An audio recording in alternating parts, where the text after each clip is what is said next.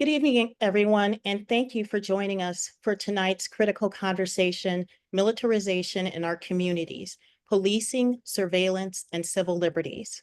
My name is Katrina Canyon, and I am the Executive Director of Peace Economy Project, a St. Louis-based nonprofit dedicated to advocating for a society where public resources are invested in communities, not conflict.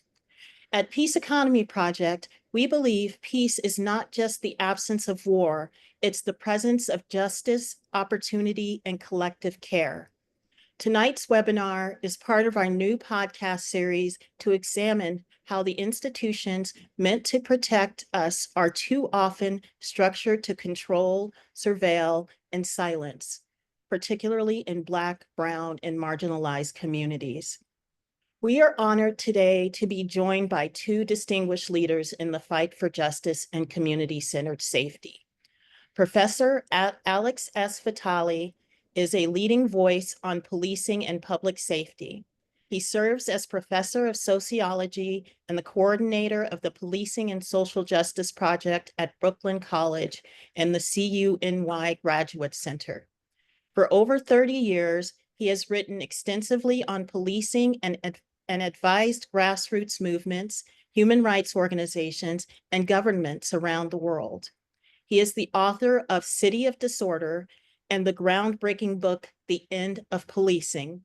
His work has appeared in major publications like the New York Times, The Guardian, The Nation, and he has been featured on CNN, NPR, Democracy Now!, and The Daily Show with Trevor Noah.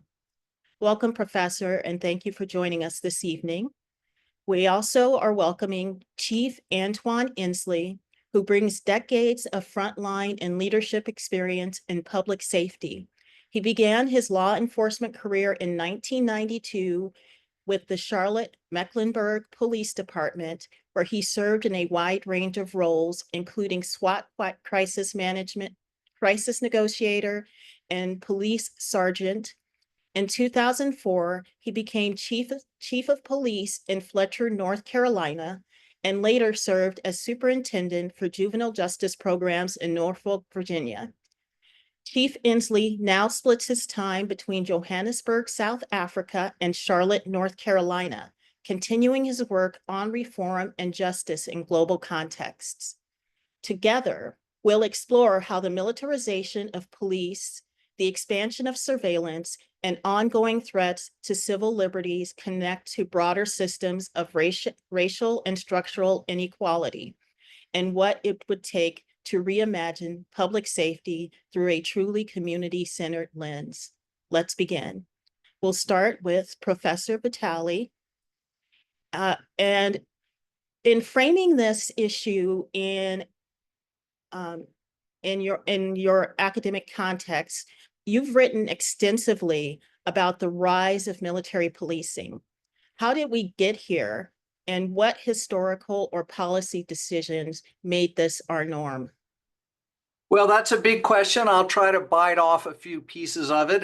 First, let me say thank you for inviting me, and I'm looking forward to our conversation this evening. Though I must say that when I'm finished with this question, I have to be off screen for about 90 seconds to just handle a family issue. Sorry. So back to the topic at hand. So we tend to labor under this idea that there's something fundamentally different about the role of the military and the role of the police in our society. We think that the military is involved in foreign issues, protecting us from foreign forces, and we think of policing as rooted in domestic issues and the production of public safety. But there's a way in which this kind of bifurcation is misleading, that the military and the police actually historically have a huge amount of overlap, conversation back and forth, and in some ways serve similar functions. If we think about government, the state, our nations, as not just existing to somehow represent the general will and improve the general welfare, but actually as actively involved in reproducing systems of profound inequality at times, right? If we look at the history of the United States, slavery was legal. If we look at the history of the United States, colonialism was legal. The mass extermination of indigenous populations was legal. And that was carried out by a combination of military and police forces. And so if we look at the work of people like Julian Go at the University of Chicago and Stuart Schrader at Johns Hopkins, we see that historically there's actually been a huge amount of interchange between these two institutions, even specific personnel moving back and forth between them, but also ideas, technology, weaponry, etc. So the fact that we sometimes see police relying on militarized ways of doing things as well as military technology is not really a new thing. It's something that has come more to our attention only in recent years, I think, only because we have seen greater challenges to the kind of existing social relationships that have caused police to lean into these more militarized and I would say harmful forms of policing. And I think a clear example of this would be what we all saw in Ferguson, Missouri, after the community there expressed its profound discontent with the way it was being policed. And instead of having that problem resolved through a political process, they were met with overwhelming police violence. And so my hope is that through this conversation, we'll ask some tough questions about politically, why is it that we see certain kinds of problems being turned over to police to manage when there are other more just solutions available to us? Thank you. Thank you, Professor Vitale. That is something that I really hadn't taken into perspective before, the history of the relationship between the police and the military. And I'm going to turn to you now, Chief Inslee, and look at you for you to give an on-the-ground perspective as someone who's led the police department and worked in crisis negotiation. What do you see as the real-time implications of using military tactics in community policing? What policy decisions would you say come into play and why? Sure. First of all, thank you again for allowing us the opportunity to be a part of this event here. Oftentimes, when we think about a police department, we tend to think about the police department in an apolitical way, in that the members of police organizations don't have a political ideology in their head. The police institution is, particularly at the local level, when you think about how police were formulated some centuries ago, and you look at the formulation of sheriff's organizations, all of those are representatives of a fashion of government. So, in theory, you would say police are apolitical and they don't have a political connotation, but absolutely they have a political connotation. For decades in the policing environment, and I can tell you that most of our policies that we had at play had an emphasis on not just how police act and behave, also how those policies transcend and we conduct ourselves in the community. And many of those things extend beyond wearing the uniform, how to treat citizens and things of that nature, but how to respond in crisis. In my space as a SWAT team member, responding to events in the community, always did that, why respond in this manner? I was a negotiator, so my counterpart on the SWAT team were very much tactical individuals with M16s and ballistic shields and things of that nature. Here I come, I show up with my tablet, with my radio, and with my attitude that I'm there to save a life. So having that parallel in those conflicts or those contrasts also created dynamics on a SWAT team where one mission is to save and preserve life, where the mindset of some of the tactical members were to be tactical and to at some point in time get very aggressive. So even that experience somehow created an era of conflict between the mission and how we respond in the community. And depending on how aggressive those situations were, here comes the big guns, here comes the big vehicles. We many people are not familiar with the 1033 program, but I remember very, very vividly in the 90s when organizations were asked or seeking equipment from the military. Um, and of course, going through the political process to make sure those things were supported by city council and those institutions within local government. And I can tell you that I question those things even as a young police officer, why we would show up in a community where we're also talking about community-oriented policing. We're talking in one tone about, listen, building partnerships to create quality of life issues and to help communities be partners with the police department. And then in another tone, we show up in the community with heavy weapons and gear to solve problems in a different type of way. So those conflicting messages oftentimes create an air of distrust and confusion. And the implications of that is that, how do you move the needle? How do you have community members show up and be a part of solutions when they don't trust you? And being an institutional government, you always have, particularly in Black and brown communities, you always have this apprehension about, are they really forced or really us? A Black police officer, I can tell you, throughout my career, being challenged with this idea that, my heart was into making sure that community feel trusted, that, I was a part, that my officers were partners and that we're there in good faith to really help solve problems. But then, oftentimes when counter show up and they have a different attitude about the mission of causes a significant conflict within the police department. And and it hadn't changed in 30 years. Those conflicts still exist to this day. So you have the theory on what we may be, but then you have what's practical when you problems. And then it goes back to who's making the decision.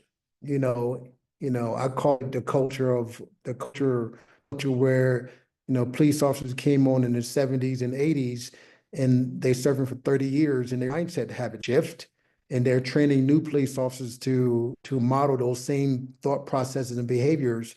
And it runs very counter to modern day policing and trying to solve problems and build trust in the community, especially at a time when institutions are falling apart, especially at a time when the trust level in communities at the local level and at broadly the state level throughout the country, when you have these disparities on how police and communities interact with each other. And then you have these incidents that bubble up, like the Ferguson and many other incidents where it really counters progress because the rhetoric and the politics of these things overflow the mission of the police department. And those who are in the police department who truly have a desire to do a great job, truly have a desire to serve, truly have a desire to meet the needs of the public, yet you have this political tone that's at play, that's constantly at play. It really undermines the effectiveness and create that distrust that never tends to go away. It just continues to perpetuate from decade to decade. And I think it's probably longer than it's been quite some time. Thank you. You brought up an interesting point about the bifurcation of the purpose of the police department, where on one side you're looking at community policing, and on the other side they're bringing out tanks. So thank you for bringing that up. And there are the shifts in cultural identity that I see with local versus state versus federal needs and the like. And going back to you, Professor Vitale, and thinking about um, community impact, what are some of the most harmful outcomes of militarized policing on Black, Brown, and low-income communities? Well, I think the most obvious one is a result of what we call a kind of mission creep. So often, these kinds of police paramilitary units, SWAT teams, et cetera, are sold to us, sold to the public as necessary to, fight terrorists. But there really aren't a lot of terrorists in Omaha, Nebraska, or Little Rock, Arkansas, or small towns in rural Wyoming. And yet, increasingly, we see that all these places have these paramilitary units. And even in big cities like New York and Los Angeles and Washington, D.C., terrorism threats are extremely rare, extremely rare. And so, what do these units do the rest of the time? Well, they've become this tool that can be applied to a broad range of so-called problems. And the most common of which we've seen is that they're being used as part of the war on drugs. They're being used to serve warrants, to make arrests, so that you might have like a straw buyer go in and buy drugs, or you might have a confidential informant say drugs are in a certain place. And instead of, conducting a long-term investigation, trying to catch people coming out of the house, they send in an armored personnel carrier and a battering ram and people in this sort of militarized garb. And of course, this has been added to this has been the so-called no-knock warrant, which is an example of, in a sense, a militarized procedure rather than a piece of equipment, right? Because militarization is not just about the equipment. And so this use of militarized policing in the drug war has created a broad range of harms. For one thing, it has endangered the lives of many police officers. And some police officers have been killed because they've broken into someone's house at 4 a.m, and that person often lawfully has a gun in their home and thinks they're being robbed, that this is a home invasion, and they open fire on the first person through the door, who turns out to be a police officer executing a no-knock warrant. And then, of course, that leads to an escalation of violence where people in the household are killed. And so we've seen many cases of this, quite tragic. And in fact, in some of these cases, the police weren't even at the right location. There was an error made. Either the confidential informant got the address wrong, or the police transcribed the address incorrectly. And so people are dead now in a place where there weren't even any drugs or allegation of wrongdoing. And I think even more broadly, we have to ask some tough questions about why police have anything to do with drugs to begin with. This is a public health issue. We've waged this war on drugs for decades, and we have absolutely nothing positive to show for it. No lives have been saved. No one's been denied access to drugs because of some drug raid or buy and bust operation, So we need to really ask ourselves why we're using police in the first place, and then why we've allowed this mission creep of, terrorism funding to be distributed to police departments all across the country where terrorism is not an issue, and then using that to execute an unjust war on drugs. Thank you, Professor Vitale. Chief Inslee, in thinking about the different impressions that police officers have and the different directions that they receive and input from the public and what's going on politically, and how that sculpts police culture.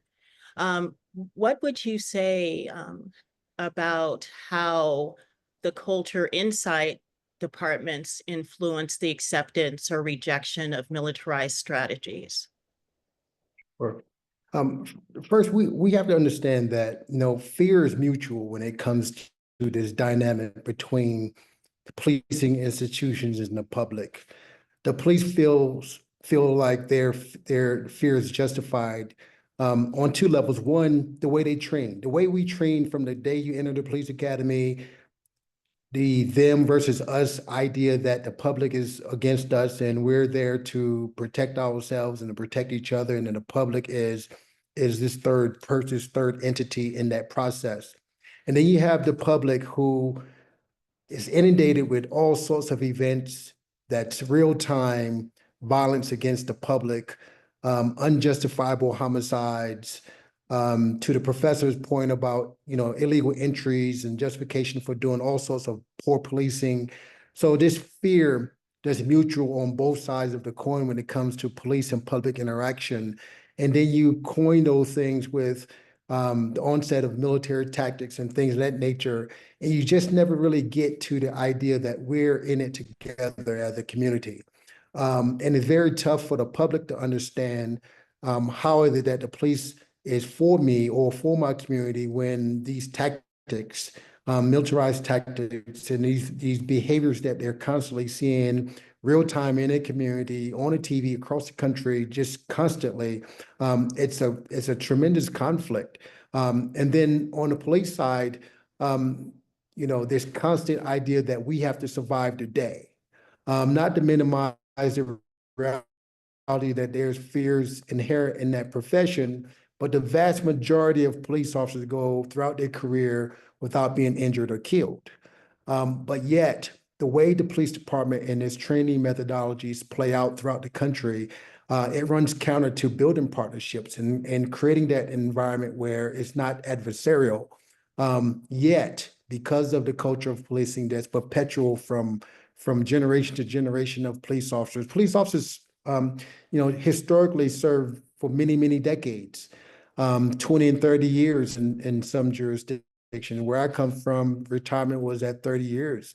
So if you can imagine 3 decades of culture shifts as it relates to what's happening societally throughout society, you could imagine that older police officers can have a profound impact on young police officers, and you can really just, keep repeating that idea that we have to survive the day and we have to perform in this kind of way. And our policy have to reflect how we behave in the community, interact with the public. Could be very devastating. And if you compound those things with this idea that, it's sexy to be powerful, it's sexy to look like we're more powerful, we're paramilitary, that we're stronger.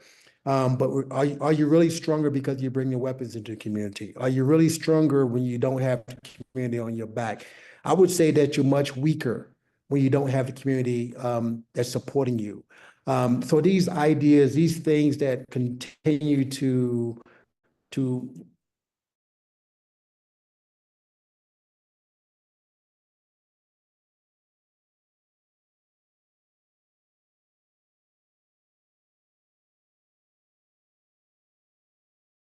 not what I call manipulate these institutions in a way that benefits their political base. But those are the complications and the complexities of and how it relates to the public in all avenues, whether it's the militarization or just dealing with every issues. Policing is the biggest financial burden there is in most communities. It's very costly. Someone have to justify those costs. And police does a very good job of making sure that they justify why they exist, why they need certain equipment, why those institutions should be. And several years ago, when communities were talking about defunding police, you guys saw how controversial those comments really were. Most people didn't understand what defunding the police meant. And the police were very offended by those comments because they felt like, they were defending their profession, but they never really understood what the public was really saying about defund the police. Really, from my perspective, we talk about defunding those things that run counter to being effective in the community, such as buying equipment that does no good. You don't need to ride in the community with a tank. You don't need to, do no-knock warrants at 2 o'clock in the morning, killing, single mothers. Those types of things. Why are we funding those things? This is not tax dollars should be geared towards. So those are some real challenges.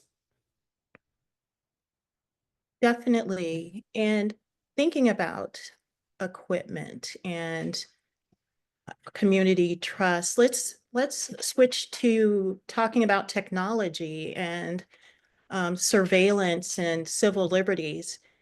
Professor Vitale, can you talk about the intersection between militarized policing and surveillance?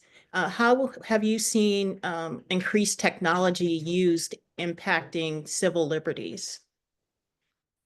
Well, I think it's interesting to note that much of the everyday technology that we associate with policing has its roots in counterinsurgents, in military counterinsurgency operations.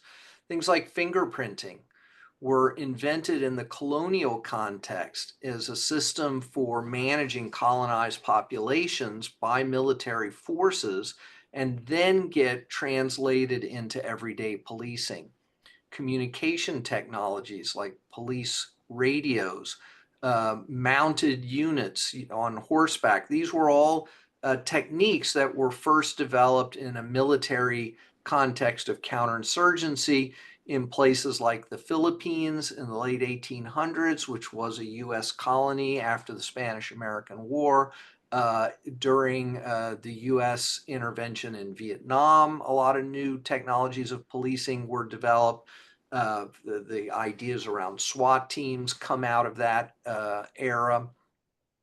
And so there's continual back and forth here between new technologies developed for military purposes that then get brought into everyday policing. The way we are using fusion centers, for instance, and predictive policing, that technology was initially developed for military purposes.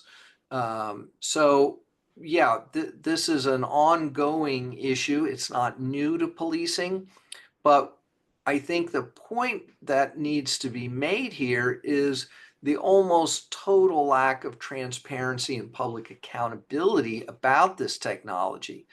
With a very few number of exceptions, most of these police departments, even leaders of their own city governments don't know what technology they have. They go out and they write their own grants and they make their own purchases with like asset forfeiture money or through a police foundation. And none of this is really publicly accounted for.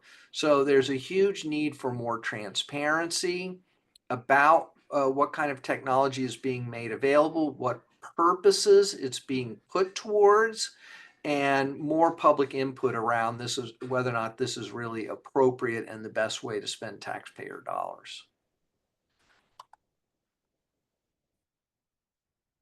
Thank you. And thinking about community trust, Chief Inslee, from your experience, how does the presence of militarized gear and tactics impact trust between police and communities they serve? Yeah, it just runs counter to it. It's very tough. I mentioned earlier that it's tough to convince a community that you're trust building when you show up with the big guns or you show up with tactical gear. And oftentimes the individuals who are showing up with the tactical gear aren't necessarily the individuals who work the community on a regular basis. So if you have your regular radio response officers or your community officers that's working a particular community where they're building bridges and people of those officers, that's one thing. But when there's a tactical event, or if there's a riot, or there's unrest in a particular community, and you see new faces, and those new faces don't necessarily model the behaviors that you're used to of the officer that's work your community, huge opportunity for distrust. I can think of many situations where I respond to unrest situations after ball games and what have you, and you have officers who have been trained in riots and things of that nature show up, and they showing up for the riot. They don't have a community focus at mind. They have we have to deal with this right now, this riot situation. Community policing is out the door. Building partnerships is out the door. How do we deal with this incident right now? And those things create a different type of dynamic in that moment that quickly eradicates trust and transparency for individuals who may be witnessing those behaviors. So I think that speaks to often the deployment of police officers and the conflict that can immediately happen that can really deteriorate opportunity for trust just based on one incident. And we've seen that play out many, many times throughout the decades, where one incident just backs up all of those relationship buildings built over a course of time, and you start from zero all over again. And it's trust again. It's tough to gain that trust back. And Yeah, so trust is a hard thing anyway because of the institution and history of policing in the community. So when you have the current age, uh, where we're working in the conflict that we have, that's both political and societal, it just makes it much tougher when the institution of government, being police being the face of government, shows up. It just makes it tough. And oftentimes, it can be people may have political things on their mind, but when the police show up, that is the face of the politics. And that could be anything that ranges from racial issues to equity, economic equity issues, and people, officers showing up in the communities who are experiencing unequal, infrastructure building, economic opportunities, job creation, and things like that. And then the police show up, and those things are magnified. So it just makes a tough situation tougher in many instances. Thank you, Chief Inslee. Professor Vitale, Chief Inslee has brought up a lot of interesting historical factors, including the mention of programs like 1033 and federal policy drivers. What role have federal programs like 1033, which has to do with the military surplus transfers, played in shaping local police practices? Yeah, so over the last 30 years, we've seen, a big increase in federal support for equipment, training, and just an overall kind of strategic approach to policing that is more rooted in militarism. So we can see this in the creation and funding of fusion centers. These are intelligence gathering and distribution centers that exist all across the country, that were designed initially to respond to terrorism. And because it was a federal program, every part of the country felt like they needed some of that federal spending. So you have fusion centers in places like Idaho, where terrorism is just not a realistic issue, or in Montana, et cetera.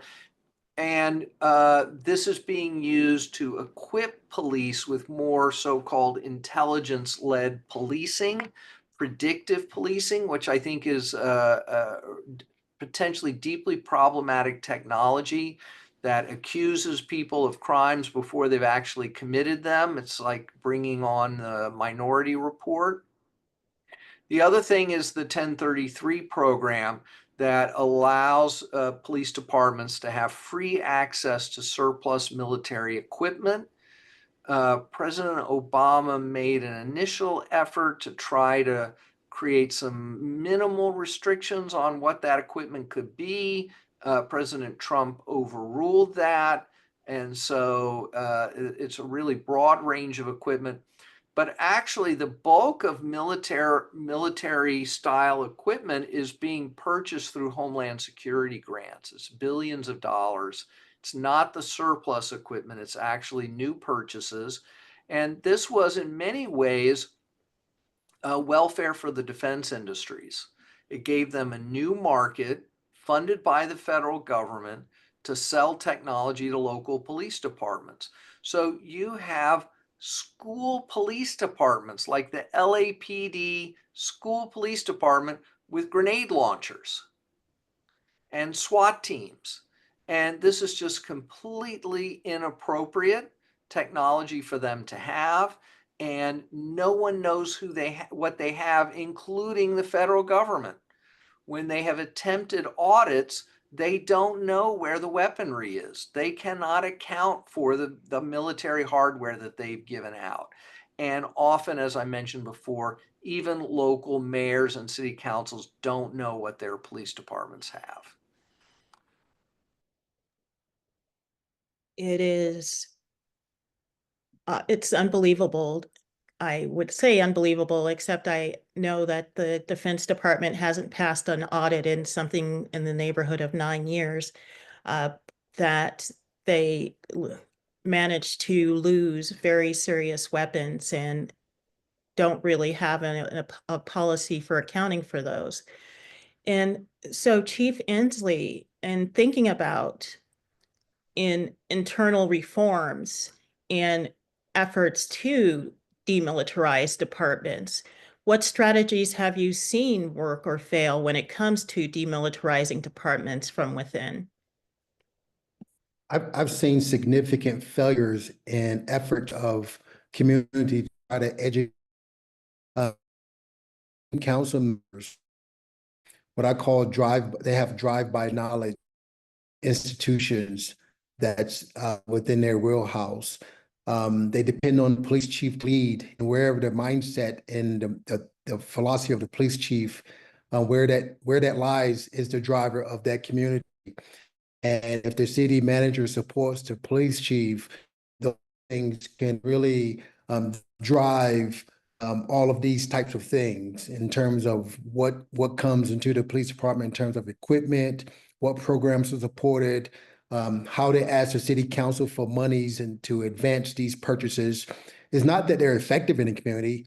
They're widgets, they're toys, they're things that, police departments are notorious for saying, I want what LAPD has. I want what NYPD has. I want to have the best tools out there on the market. I want to have the best technology. And ultimately, they failed to educate the public on the effectiveness of these purchases. And those things ultimately become a financial burden for the community. These are things that are very costly, and they're costly over time. And if you're not educating your elected officials, or you're not educating the leadership within the local government, those things can go on for years. They could be funded over many, many years. And at the same time, communities going about very essential things, up to including sidewalks and potholes being filled, and after school programs, alternative programs.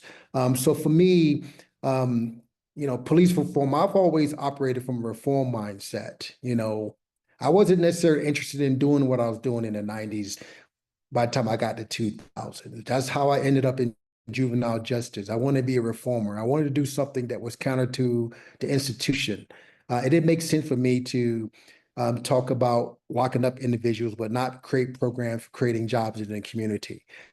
So I think what reform looked like to me is the next generation of police officers need to think very differently about what policing really looks like. If we're going to use technology like AI, we're going to use technology to drive the business of policing and public safety. Well, those things should be very, very different than they were 30 years ago. It should be problem-based. It should be community, or it should be economically based. It should be about equity. Should be about helping communities rise to the movement. It should be about all the things that runs counter to quality of life. And if the police officer is only interested in law enforcement, then they're going to miss the mark in this next century. They need to be thinking about problem solving very differently outside of enforcing the law. To me, that's what reform looks like going forward in policing. Now, whether or not the next generation of police officers are schooled in that way, and whether or not that thought process is metastasizing across the industry, that's a different story. I can tell you that here in South Africa, I can echo these same types of challenges, even for the institution of policing here. It's a global problem. And yet people look to the United States for leadership when it comes to these things. When we have policing institutions like IACP and the FOP, the FBI National Academy, all of these institutions that continue to perpetuate the next best thing in policing, oftentimes those things are grossly different than where most people would like to see policing going in the next century. And I think that's a challenge for many communities. Thank you. And thinking about reimagining safety, Professor Vitale, what alternatives exist to the militarized public safety model? Can you highlight promising reforms or case studies? Well, I think we need to approach this a little bit more broadly. I think it's a mistake to think that somehow community policing is not also caught up in militarized systems and mindsets. I mean, community policing was also derived from counterinsurgency policies. And ultimately, we have to ask a few questions whenever we're told that the solution to a problem involves sending people with guns to solve it for us. So the first question we have to ask ourselves is there really evidence that this is an effective way to address our problems? You know, it turns out that when we use police for routine traffic enforcement, it doesn't really make highways safer. Turns out when we use police to wage a war on drugs, it doesn't really save any lives. It doesn't really improve public health. When we use policing to manage our homelessness crisis, it does not result in people getting housing. So, what is the evidence that the police are actually the appropriate tool to solve a particular question? This is a question we rarely get to ask the police, and it turns out they rarely have evidence to show concretely that their use of a gang database or a predictive policing algorithm or a SWAT team actually makes us any safer, actually solves the problem that it claims to solve. The second question we have to ask ourselves is, even if there is some evidence that a police intervention has some positive impact, what is the cost of implementing that policing process? What is the cost in terms of lives lost? You know, people will say, well, we need school policing because even if we just save the life of one child in a school shooting, isn't it worth it that we have school policing?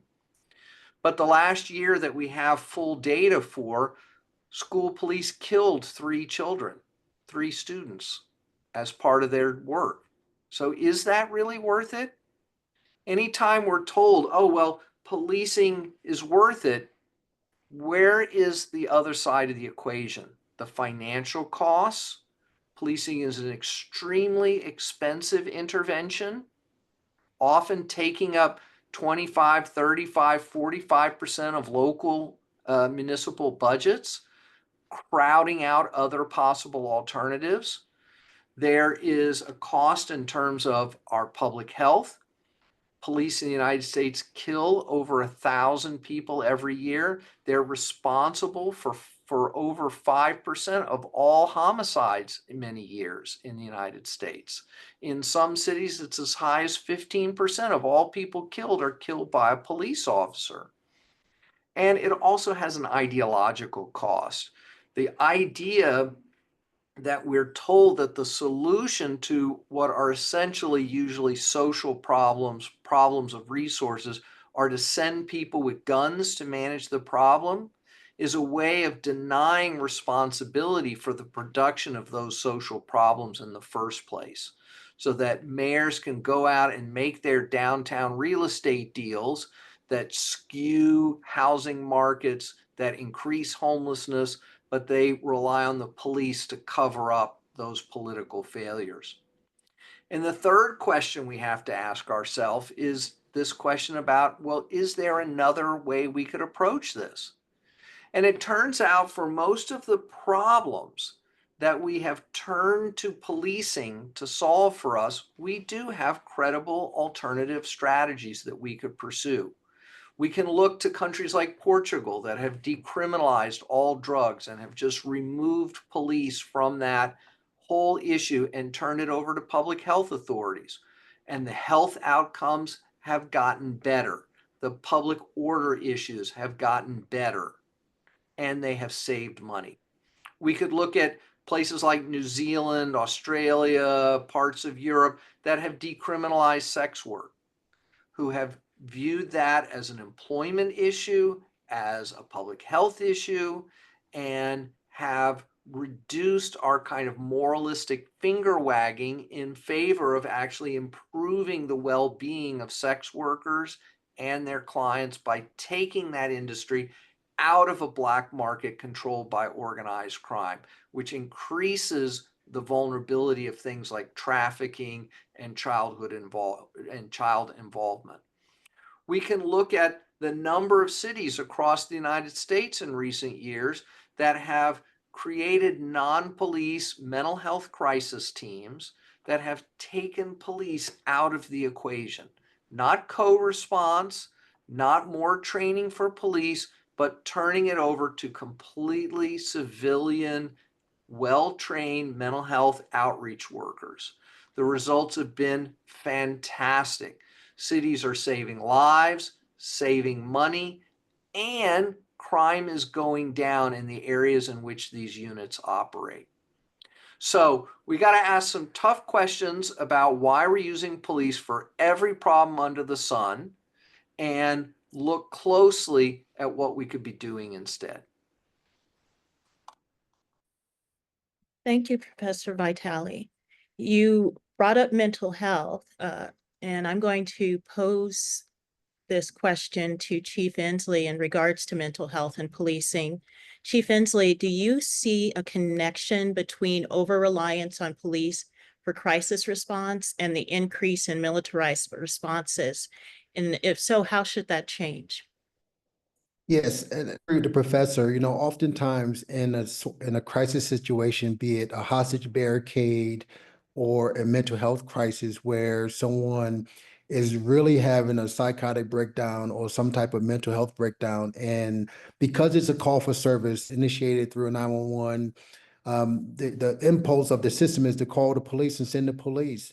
In most cases, those are situations that don't require police response.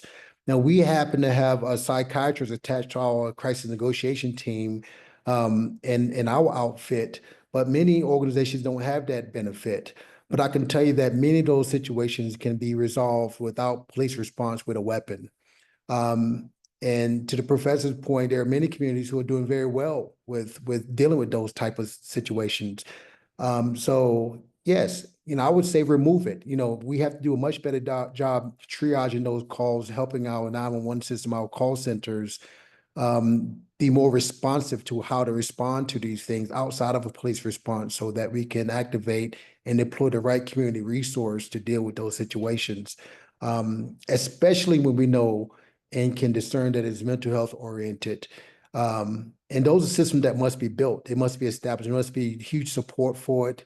It should be a funding mechanism attached to those things, even if those funding mechanisms comes out of a traditional policing budget.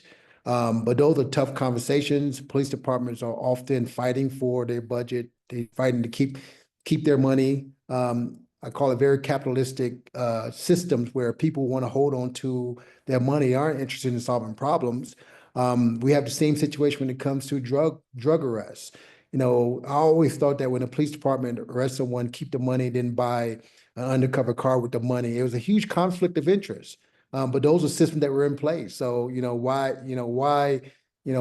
would a police department keep money to use for its own use to buy weapons but then the perp goes to jail? Never made sense to me.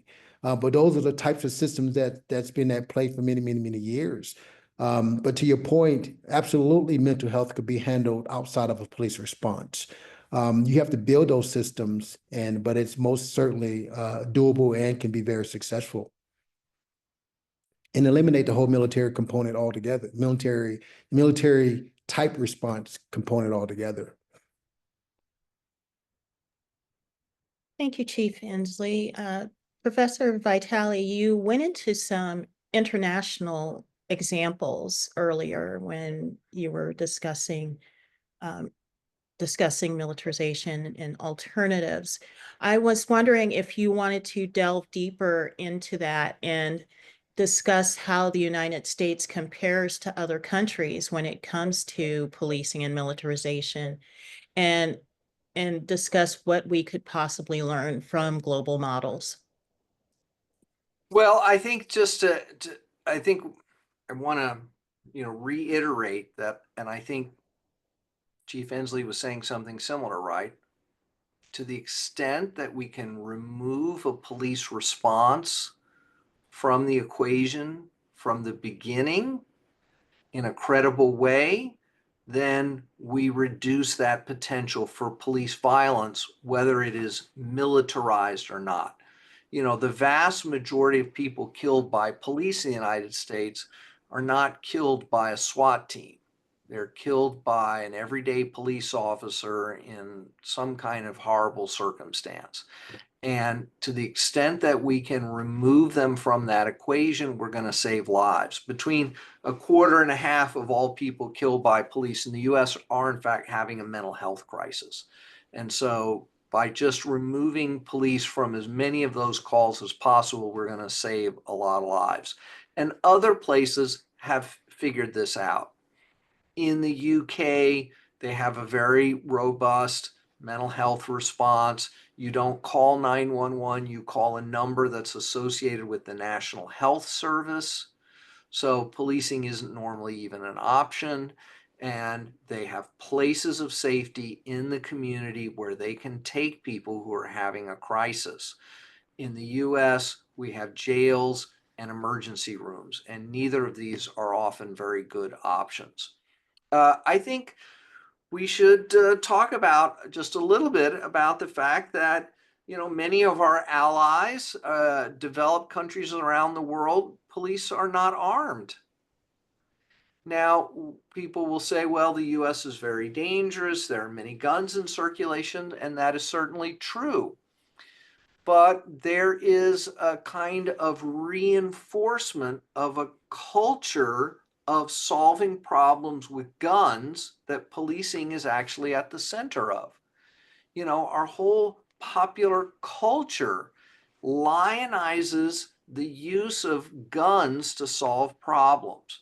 Every police show, every show about spies and military heroes, and all these revenge fantasies that populate our movies and our television all tell us the solution to your problems is to send someone with a gun. And that, I think, is rooted in some particular aspects of American history that we really refuse to come to terms with, which is that unlike our allies in Europe, for instance, or Japan or Korea, our slavery and colonialism happened right here. It didn't happen in India. It didn't happen in Southeast Asia. It didn't happen in sub-Saharan Africa. The violence and social control that is at the heart of systems of exploitation like slavery and colonialism, I think, go a huge part of the way in explaining why we have such a violent culture and such a violent system of policing. And the two go hand in hand. And our refusal to acknowledge that history. You look at the work of someone like Brian Stevenson, who is just working so hard to get people to acknowledge the history of lynchings in our country, of which there were thousands and thousands. And yet every time they try to establish a monument, it gets burned down, it gets shot up, it gets pulled down, or the local government refuses to put it up in the first place, right? And we see our entire national government now making it literally illegal to talk about these histories. There are now states where the courses that I and many of my colleagues teach at Brooklyn College would be illegal, would be banned. The books we teach are being burned. And so, how are we going to solve our problems of violence and militarized policing when we refuse to acknowledge the toxic roots that have given rise to them? If I can add one piece to Dr. Vitale, the fabric of America is built on a very strong capitalist system. Everything we touch, every institution is built around a financial metric. Has guns, as from slavery to guns to prison to it. And that is at the heart of everything that happens in America, which makes it very difficult for America wants to solve problems. Because when we start talking about solving the problems that we're suggesting here, those things have financial and economic implications. We're seeing it play out right now in our current political system. Many of these things are at the heart of our problems, and we have to reconcile those things. Do we want to be a country that solves problems, or do we want to be a country that make money on people? Whether it's health, putting people in prison, not solving drug problem or making everything police centric. That's a huge problem. That's another question that we have to ask as a capitalist society, and that's probably at the forefront of our problem solving, which makes it very challenging. Thank you, Chief Inslee. We're getting close to the end of our hour, and we have a question in the chat from someone, Purushottam Bhandari, who has asked for you, Chief Inslee, what specific strategies have been most effective in rebuilding trust between law enforcement and communities historically impacted by over-policing or systemic biases? That's a great question. And what I would say to that is, in my experience, the most success that I've had to do more with helping police departments come on board with problem solving related to juvenile justice, meaning, eradicate the problem on the front end, stop arresting young people and putting them in the system at the early stage, building community-based programs to eradicate the opportunity to have kids go through the pipeline of the justice system. Those programs, partnerships I've had with the Casey Foundation and the Haywood Burns Institute, were very successful in helping the police department come on board, see the partnership very differently, not from an arrest perspective, but from how do we build programs, how do we partner with juvenile justice to build programs in the community to keep kids out of confinement. And couple those things with helping individuals who are coming out of confinement get access to job and employment. In my work in the city of Charlotte here most recently over the last 10 years is being very intentional about building programs where community-based institutions as well as the city government and the police department work together to help create job opportunity for folks who are returning back to the community. Those jobs that were non-traditional to people coming out of confinement. For example, in my community, animal control was part of the police department, and trying to convince the police department to hire individuals coming out of prison to receive municipal jobs working in the kennel, making $40,000 a year was a tough sell to the police traditionalists who thought that person was not worthy of that job. But once we started doing things like that, it impacted recidivism. It changed mindsets, in that if we start to help people transition back to the community in a proper way, give them access to economic mobility, then we're actually solving problems. Those are the types of things that we have to get the police department on board with, to look at it through an economic lens, to help them solve their own problems, solve community problems. And those things have been very successful. Thank you. And we have a hand up from Imran Hussein. Hi there. I actually just plugged that into the chat, but the question is for Professor Vitale. You mentioned Julian Go's work. I'm wondering if you could just briefly elaborate on this idea of imperial boomerang and where the US is in relation to that. And then if we have the time, very quickly for Chief Ensley, understanding that the police force is an evolution of the slave patrols of the 1800s. Have you felt that culture still within police departments? And have you faced anything like that? Thank you. Thanks, Imran. So, if we look at Julian's work, actually, we need to go beyond this equating of policing with slave patrols and talk more broadly about a variety of systems of exploitation that he argues are all ultimately tied to systems of colonialism, including slavery, which was basically part of a colonial system, the cotton trade, that was done in part through slavery and in part through indentured labor and other systems of colonial management. So the imperial boomerang is merely the idea, I think, to put it in a simple terms, that in the pursuit of colonial/imperial projects, technologies get developed for social control in those colonial settings that then tend to come back to the colonial center and get used to manage dissent at home. And so we saw this even during World War II.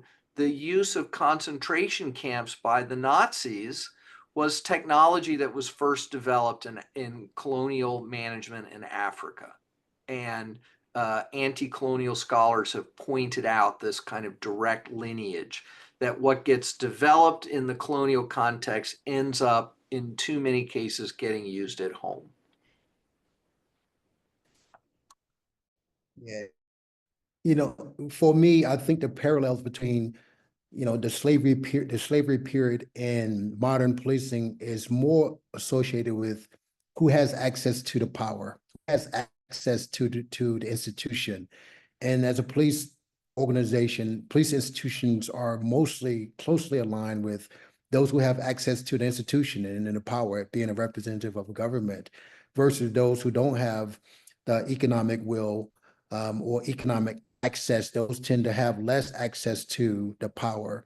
And therefore, the police are more responsive to those communities who are disenfranchised, have less access to economic advantage and mobility, versus those more affluent communities. So those parallels, those contrasts, probably more similar to what we may think of the slavery period, where those policing systems in that time were more attached to the institutions.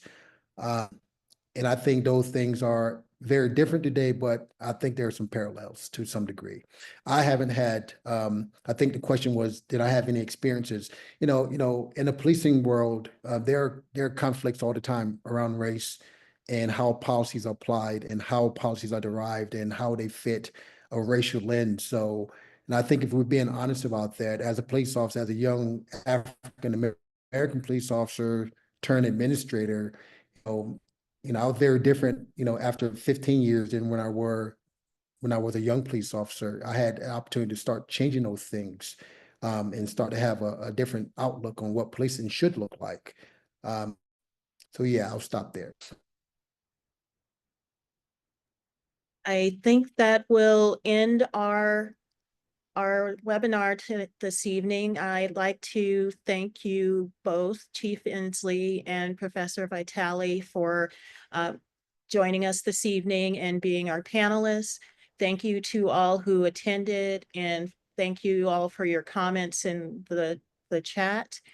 And if you would be interested in learning more about Peace Economy Project and our work, you can do so at peaceeconomyproject.org.